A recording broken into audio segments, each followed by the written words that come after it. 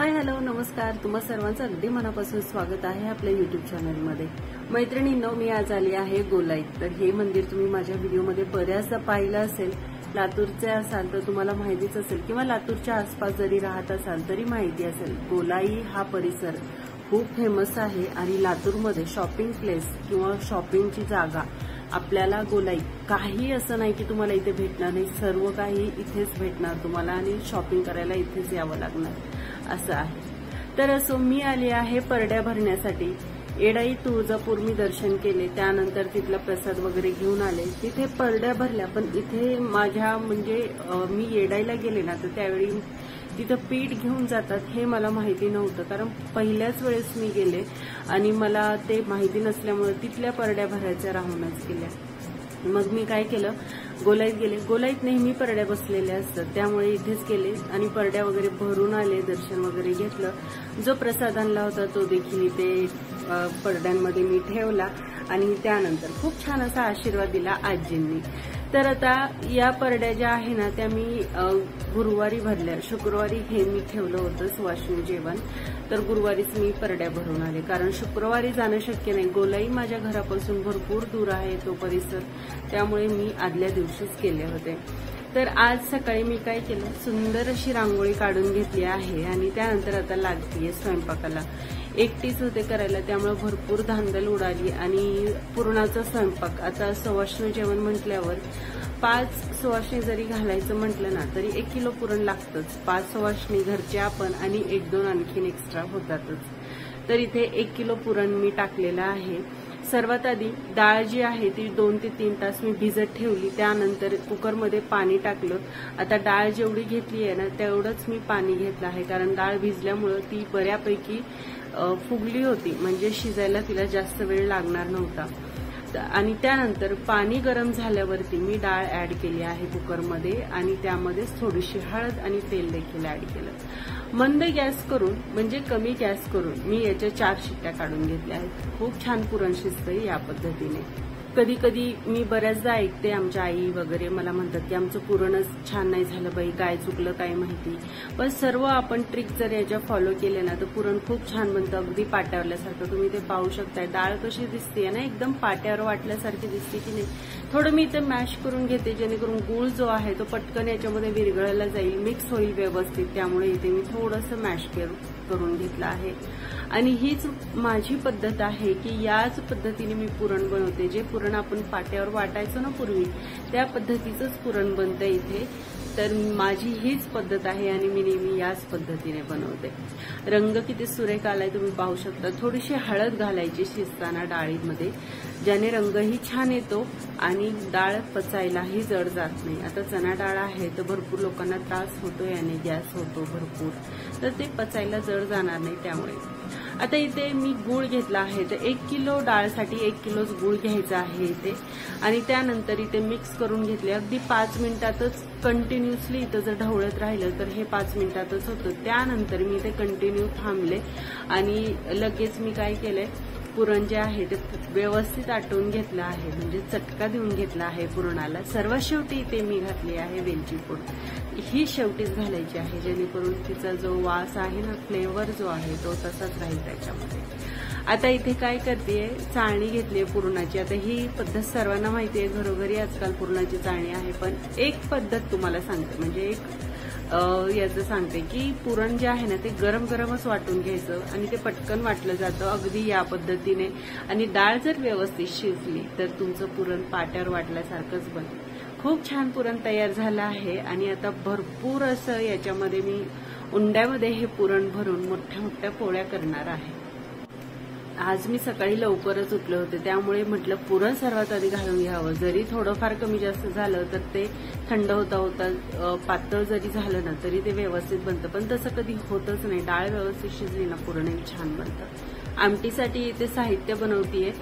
इथे मी कांदा घेतला, खोबरं घेतलं आहे, तीळ, खसखस, हिरवी मिरची आणि सोबतच कोथिंबीरही याच्यामध्ये घातली। आता व्यवस्थित मिक्स करून हे वाटण जे आहे ना ते तयार करून घेणार आहे। छान खमंग खरपूस वास येईपर्यंत भाजून घेतला आहे। त्यानंतर थंड होते वाटण तिकडे, तोपर्यंत मी काय करतेय, इथे मी एका पातेल्यामध्ये तेल घेतलं आहे, त्यामध्ये 2 मोठ्या आकाराचे टोमॅटो टाकले. टोमॅटो टाकायचा बरं का, आमटीला खूप छान लागतो. आणि टोमॅटो पटकन गळावं म्हणून आमटीला जेवढं मीठ लागणार आहे तेवढं मीठ मी याच्यामध्येच ऍड केलं. कढीपत्ता आवर्जून घालायचा, याने आमटीला खूप छान फ्लेवर येतो आणि एक टेस्ट येते, मस्त अशी खमंग चव लागते. त्यानंतर जे वाटण होतं ते याच्यामध्ये मी ऍड केलं. वाटण भाजलेलं असल्यामुळं पटकन शिजलं जातं, त्याला पटकन तेलही सुटतं. आणि लगेच याच्यामध्ये मसाले ऍड करते. तर हळद, धना पावडर भरपूर घातली आहे मी इथे. त्यानंतर घरगुती लाल तिखट. आता आमटी आहे तर काळ्या मसाल्यातलीच होणार ना, इथे मी काळा मसाला वापरत आहे. तर हा फ्रेश मसाला आहे, आईने काही दिवसांपूर्वीच अक्षूकडे पाठवून दिला आहे. मसाला खूप छान झाला आहे. एके दिवशी मी आमच्या आईच्या हातचा काळा मसाला जो आहे ना, ती रेसिपी तुमच्याशी शेअर करेन. खूप छान बनवते ती. त्यानंतर इथं काश्मीरी लाल तिखट थोडंसं वापरलं आहे, त्याने रंग किंवा तर्री छान येईल त्यामुळे. आता इथे येळवणी घेतली आहे मी. जी येळवणी म्हणजे पुरण आपण काढून घेतो ना चाळणीमध्ये, तर ते एक्स्ट्राचं पाणी असतं ना, त्याचीच आमटी बनवली जाते. त्याला कट म्हणतात, आमच्याकडे येळवणी म्हणलं जातं. आता ते सर्व काही टाकल्यानंतर पलीकडच्या गॅसवरती मी आमटी ठेवली आहे. अलीकडे मी काय करणार आहे, आता फोडणी देऊन घेणार आहे आमटीला, कढीला. कढी करून घेणार आहे. तर इथे मी कढीसाठी घेतलेले आहे शेंगदाणे, भरपूर असा लसूण, हिरवी मिरची आणि कोथिंबीर. हे सर्व काही मिक्सरला फिरवून घेतलं. या पद्धतीने वाटण करून घेतलं आहे. तर कढी आमच्या इकडे या पद्धतीनेच बनवली जाते. मागे मला कमेंट आली होती की ताई तुम्ही कढीमध्ये शेंगदाणे टाकता का? आमच्या इकडे नाही टाकत. आमच्या इकडे टाकतात, छान लागतात. म्हणजे पूर्वीपासून खात आल्यास कधी वाटलं नाही की वेगळं काही आहे म्हणून, छानच लागतं. दही घेतलं. दही त्याच्यामध्येच मी मिक्स केलं आहे बेसन पीठ आणि हे मिक्सरला फिरवलं आहे. तर मिक्सरला फिरवण्याचं कारण एवढंच की त्याने दही जे आहे ते व्यवस्थित एकजीव होतं, फुटल्यासारखं दिसत नाही आणि कढी देखील छान बनते. तुम्ही रवीने देखील घुसळू शकता, पण याने खूप छान बनते, असा माझा अनुभव आहे. त्यानंतर इथं हांडीमध्ये मी तेल टाकलं. जिरे मोहरी छान एकदम खरपूस होईपर्यंत असे भाजून घ्यायचे ना, म्हणजे तेलामध्ये तळून घ्यायचे. ती फोडणी जी आहे ना ती मस्त बसते कढीला. मग त्यानंतर भरपूर असा कढीपत्ता. कढी म्हटलं की कढीपत्ता यायलाच पाहिजे, त्याच्याशिवाय तर चव नाही कढीला. आणि इथे मी हळद भरपूर नाही घालायची, अगदी थोडी टाकायची, म्हणजे रंग छान येतो. खूप डार्क रंगही नाही आणायचा इथे. आणि फुल गॅस करून सर्व जे आपण मिक्सरला फिरून घेतलं होतं ना, दही वगैरे मसाला, तो याच्यामध्ये ऍड करायचा. अशी मस्त फोडणी बसते ना कढीला, खूप छान लागते. मग कढी तुम्ही 2-3 वाट्यात असेच पिऊन जाल, एवढी भारी लागते. याच्यामध्ये हे ऍड केल्या केल्या गॅस कमी करायचा आहे. कढीला उकळी आली नाही पाहिजे अशी आमची आजी म्हणते. शेवटी तो उकळी येतेच, पण शक्यतो कमी गॅस करूनच मी कढी शिजवून घेते आणि सतत ढवळत राहते. पळी त्याच्यातली मी काढतच नाही, जेणेकरून कढीला उकळी येत नाही. आता मी इथे काय करते, बेसन पीठ घेतलंय. मी हिरा बेसन पिठाचाच वापर करते मोस्टली. ज्या दिवशी मी येडायला गेले तर फौजींनी आणि मी एका हॉटेलमध्ये नाश्ता केला. मला तिथले भजी खूप आवडले. म्हटलं चला त्यांच्यासारखे भजीच आज बनवावेत, म्हणून मी सर्वात आधी ते फक्त पीठ भिजवून ठेवलं आहे या पद्धतीने. आता भिजवलेलं पीठ याला बराच वेळ झाला. त्यानंतर मी इथे काय करतेय, यामध्ये ओवा आणि जिरे हातावरती छान व्यवस्थित चोळून घेतेय आणि त्यानंतर याच्यामध्ये ऍड करतेय. ओवा तर आपण घालतोच, पण तुम्ही म्हणाल की जिरे कसं काय, तर जिरे देखील खूप छान लागतात. या पद्धतीने एकदा नक्की ट्राय करून बघा. आणि जेवढं होईल तेवढं पीठ हे भिजवून घ्या त्यानंतर, आणि मग भजे बनवा तुम्ही. याचे खूप छान भजे लागतात, अगदी जाळीदार, ढोकळ्यासारखी जाळी पडते भज्यांना, एवढे सुंदर बनतात. नंतर भजे झालेले तुम्हाला दाखवणं शक्य झालं नाही, पण जर तुम्हाला वाटत असेल तर मला कमेंट करून नक्की सांगा. मी एके दिवशी या भज्यांचा व्हिडिओ नक्की बनवेल. अगदी बाजारात बनतात तसेच भजे. जेवढं तुम्ही फेटून घ्याल ना तेवढं पीठ हलकं होतं आणि भजे खूप छान बनतात. आता परत एकदा कांदा, हिरवी मिरची, कोथिंबीर टाकून मी भज्याचं पीठ जे आहे ना ते भिजत ठेवलं आहे. त्याच्यामध्ये मीठ चवीपुरतं ऍड केलं. याच्यामध्ये आपल्याला सोडा वगैरे काही टाकायचा नाही. पीठ छान मुरू द्यायचं आणि मग भजे करून घ्यायचे आहेत. तर आता मी इथे काय करतेय, पोळ्या करण्यासाठी पीठ मळून घेतेय. तर मी इथं गव्हाचं पीठ घेतलं आणि छान मळून घेतलं. त्याला तेल आणि पाण्याचा हात लावून व्यवस्थित असं पीठ मळून घेऊन ठेवलं आहे. पीठ मुरतंय तोपर्यंत म्हटलं चला ओट्या ज्या आहेत ना, ज्या मला 5 सुवासिनींच्या ओट्या भरायच्या आहेत त्या तयार करून घ्याव्यात. सकाळीच पटकन उठून सर्व काही आवरून घेतलं होतं, पूजा वगैरे सर्व काही आवरलं. दिवस मोठा आहे त्यामुळे वेळही भरपूर भेटतो या सर्व गोष्टींना. नाहीतर हिवाळ्याच्या दिवसांमध्ये तर या गोष्टी करायला ना खूप वेळ जातो आणि एकटी असल्यावर खूप धांदल उडते. पण फौजी होते घरी, मला खूप मदत केली त्यांनी प्रत्येक गोष्टीसाठी. अक्षू असता तर त्यांनी देखील मदत केली असती, पण तो क्लासेसला जातो त्यामुळे आजकाल तो काही मला सकाळच्या वेळेत भेटत नाही. मग फौजी नाईटहून आले होते, त्यांनी भरपूर मदत केली मला. त्यानंतर इथं आईची देखील मी ओटी भरून घेतली. ज्या देवीच्या बांगड्या भेटतात ना आपल्या इकडे, देवाच्या बांगड्या असतात, तुळजापूर येडायला भेटतात, तर त्या बांगड्या मी तुळजापूरहून घेऊन आले होते. त्या देखील मी इथे ठेवल्या, त्यांची पूजा केली. 5 सुवासिनीच्या ओट्या तयार करून घेतल्या, त्या देखील देवापुढे ठेवल्या. आणि नंतर देवाच्या ज्या बांगड्या आहेत ना या मला खूप आवडतात, पहिल्यापासून खूप आवडतात या बांगड्या मला. त्या देखील मी व्यवस्थित हातामध्ये घालून घेतल्या आणि तुम्ही पाहू शकताय. ठीक आहे, या बांगड्या म्हणजे एवढ्या नसतील पण माझ्यासाठी खूप आहेत, मला खूप आवडतात त्या. त्यानंतर इथे आता कढईमध्ये तेल ठेवलं मी आणि भजे पाडून घेत आहे. पटकन म्हटलं भजे एकीकडे करून घ्यावेत आणि भजे झाले की लगेच पोळ्या कराव्यात, कारण पोळ्या ज्या आहेत त्या गरम गरमच खायला छान लागतात. पीठ छान मुरलं होतं, भजे इथे मी आता टाकून घेत आहे. तर पीठ छान मुरलं तर भजे देखील खूप छान बनतात. आता टाकल्यावर तुम्हाला असे दिसत असेल पण ते मस्त फुगले जातात. आपण जेवढं पीठ फेटून घेऊ ना, त्या पिठाला जेवढं आपण मिक्स करत राहू ना तेवढं ते छान बनतं. तर 12 वाजत आले होते. फौजी म्हटले भजे मी काढून घेतो, तू पोळ्या कर. तर मग म्हटलं चला काही हरकत नाही.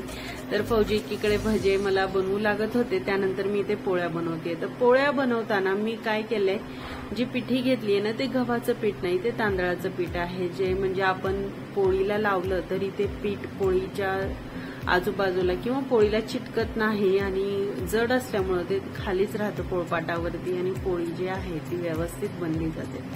भरपूर असं पुरण घालून मी इथे मोठ्या मोठ्या पोळ्या करून घेतल्या आहेत. तुम्हाला तर माहितीच आहे की मी लहान लहान पोळ्या बनवतच नाही. माझ्या पोळ्या म्हणजे मला खेळत बसायला आवडत नाही, त्यामुळे मग मी इथे मोठ्या मोठ्याच पोळ्या बनवून घेते. तर आता इथे पोळ्या आता मस्त टम्म फुगत आहेत. तर या पद्धतीने मी पोळ्या फुगून घेतीये, म्हणजे बनवून घेतीये. आणि खूप उशीर झाला होता, 12:30 झाले होते, तरी पण आणखीन बायका कोणीच आल्या नव्हत्या, त्यामुळे माझं कामही आवरतच आलं होतं, सर्व काही झालं होतं. एकीकडे दळण करून घेतलं होतं फौजींनी आणि मी पोळ्या करत होते. स्वयंपाक झाल्यानंतर मी इथं नैवेद्य दाखवला आणि लगेच आरती करून घेतली. बायकांना यायला थोडा वेळ होता, म्हटलं चला आरती करून घेऊ, तेवढंच म्हणजे वेळ कमी पडेल आणि मग जेवायला लगेच बसवता येईल, कारण 1:30 वाजून गेले होते आणि उशीर व्हायला नको म्हणून. तर इथे या पद्धतीने आजची सर्व मांडणी करून घेतली आहे. पूजेची देवपूजा झाली. चैत्र महिन्यामध्ये, चैत्र महिना असं म्हणतात की देवीचाच असतो, त्या महिन्यामध्येच आपण भरपूर असं पूजा पाठ करू शकतो. देवीचं जेही तुम्हाला करायचं आहे ते तुम्ही या चैत्र महिन्यात करू शकता. मला आषाढ महिन्यापासून सुवासिनी घालायच्या असं चाललं होतं माझं. मग सर्व म्हटले की चैत्र महिन्यामध्ये घालून घे. गेल्या वेळी सुद्धा मी पहिल्याच वेळेस सुवासिनी घातल्या त्या चैत्र महिन्यामध्ये घातल्या होत्या आणि आज यावेळी देखील चैत्र महिन्यातच घालून घेतल्या. आता छान अशी आरती केली. त्यानंतर इथे मी सुवासिनीचं ताट जे आहे ना ते कसं ठेवायचं आहे त्या याच्यावरून मी इथे रांगोळी देखील काढून घेतली. म्हटलं बायका आल्यावर परत सुधारणार नाही. तर इथं सुवासिनी आल्या, हात वगैरे धुवून घेतले त्यांनी. त्यानंतर इथे आता मी ताट करून घेतले आणि जेवायला बसल्या. तर एक ताई थोड्याशा लेट आल्या, त्यामुळे त्यांचं काही शूट करणं झालं नाही मला. आणि या बायकांचं जेवण वगैरे झालं तर खूप छान वाटलं मला. खरंच घरामध्ये जर असं काही असेल ना खूप छान वाटतं. मी सकाळपासून फक्त 2 कप चहा पिले होते, पण मला भूक अशी लागलीच नाही. म्हणजे या बायकांना बघत बसावं, बोलत बसावं, यांच्या किती काय काय करावं यांच्यासाठी, असं माझं होतं त्या दिवशी. आता इथे म्हणजे प्रथाच आहे जशी की सुवासिनी जर आपण जेवण केलं तर त्यानंतर पान द्यायचं, विडा, सुवासिनीला विडा हा दिलाच जातो. त्यानंतर मेहंदी कोण घेऊन आले ते मी 2 मेहंदी वगैरे सर्व शृंगार आपण अर्पण करत असतो. तर इथे प्रथा आहे की मेहंदी लावायला द्यायची, नेलपेंट लावायला द्यायची. मग मस्त असं पान बनवून खाल्लं आणि मेहंदी वगैरे लावली सर्वांनी. खूप छान गप्पा रंगल्या होत्या आणि म्हणजे त्या गप्पांमध्ये कसा वेळ निघून गेला तेही कळलं नाही आणि खूप छान वाटत होतं. असं वाटत होतं की त्यांनी बसावं, थोडा वेळ बोलावं आपल्याशी. मला तर असं घरी कोणी आलं ना खूप छान वाटतं खरंच. तर सर्वांच्या ओट्या भरल्या मी इथे आणि या पद्धतीने असा सुवासना जेवणाचा कार्यक्रम माझा इथे पार पडला आहे। तर एक होती धाकधूक मनामध्ये, म्हणजे असतं ना की पहिल्या वेळेसच आपण खूप दिवसानंतर, आता दररोज असलं तर माणसाला काही वाटत नाही बरं का, पण खूप दिवसानंतर जर आपण हे करायला लागलो ना तर धांदल उडते की हे करू आधी का ते करू, मग हे करायला लागले तर ते राहील, असं होतं। पण सर्व काही व्यवस्थित झालं, वेळेवर झालं आणि मी ओट्या वगैरे जे काही आहे ना ते आधीच भरून घेतल्यामुळं माझं काम थोडंसं सोपं झालं, सोयीस्कर झालं आणि पटकनही झालं। तर या पद्धतीने आजचा कार्यक्रम इथे झालेला आहे। कसा वाटला व्हिडिओ कमेंट करून नक्की सांगा आणि असे छान छान व्हिडिओ पाहण्यासाठी चॅनलला सबस्क्राईब नक्की करा। तर या सर्व ताई माझ्या शेजारीच राहतात आणि सर्वच खूप गोड आहेत आणि मला म्हणजे दरवेळी भेटल्यावर यांना खूप छान वाटतं, एवढं मस्त स्वभावाचे आहेत सगळे। तर चला, शेवटी आम्ही इथे एक मस्त सेल्फी घेतला, म्हणजे थोडासा व्हिडिओ शूट केला रील्स वगैरे बनवण्यासाठी। तर चला भेटूयात अशा छानशा व्हिडिओ बरोबर, तोपर्यंत नमस्कार, टेक केअर अँड बाय।